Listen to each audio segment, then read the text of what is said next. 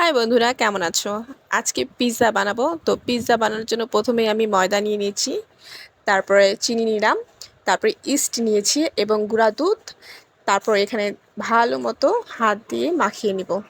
এখন আমি এখানে কুসুম গরম পানি দিয়ে ভালো মতো একটা ডো তৈরি করে নিব, যেন ডোটা সফট হয় সেই হিসাবে আস্তে আস্তে পানি ঢেলে ডোটা রেডি করে নিতে হবে। আর ডো যখনকার তৈরি হয়ে যাবে তখনকার অল্প একটু সয়াবিন তেল দিয়ে আমি জাস্ট এটা ঢাকা দিয়ে রেখে দেবো আধা ঘন্টার জন্য বা 20 মিনিটের জন্য। আর এখানে আমি হাড় ছাড়া মুরগির মাংসটা নিয়ে নিয়েছি, ছোট ছোট পিস করে নিয়েছি। আর এখানে দিয়ে দিচ্ছি গোলমরিচের গুঁড়া, জিরার গুঁড়া, তারপরে শুকনো মরিচের গুঁড়া, লবণ, আদা রসুন। তারপর এখানে আমি দিয়ে দেবো আমার বাসায় বানানো টমেটো সস, একবারে পিওর, যেটা আমি বাসায় বানিয়েছিলাম। এখন এটা ভালো মতো মিক্সড করে নিব, মিক্সড করে প্রায় 10 মিনিটের মতো রেখে দেবো।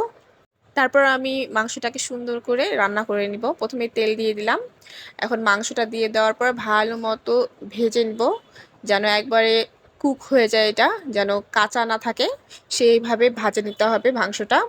আর মাংসের মধ্যে কোনো রকম পানি দেওয়া যাবে না, এমনিতেই পানি বের হবে, যেই পানি বের হবে সে পানির মধ্যেই রান্না হয়ে যাবে মাংসটা। এখানে আমি আধা ঘন্টার জন্য যে ময়দাটা রেখেছিলাম এটা ডাবল হয়ে গেছে ফুলে।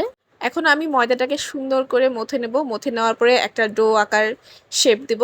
তারপরে এখানে একটা আমি রুটির মতো করে বেলে নিব, যেন এটা দেখতে একবারে পিৎজার মতো হয় সেই হিসেবে হাত দিয়ে প্রথমে আমি সেটাকে গোল আকার করে নিচ্ছি, তারপরে বেলনি দিয়ে সুন্দর করে বেলে নিব।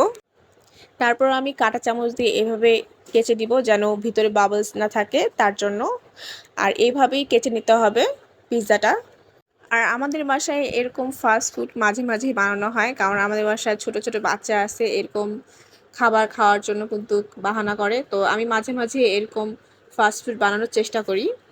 এখন আমি আমার ঘরের তৈরি একবারে টমেটো সসটা দিয়ে দিলাম, সম্পূর্ণ পিৎজাটার মধ্যে ভালো মতো ছড়িয়ে দিতে হবে কোনো চামচ দিয়ে, বা আপনাদের কাছে যদি ব্রাশ থাকে ব্রাশ দিয়েও ছড়িয়ে দিতে পারবেন।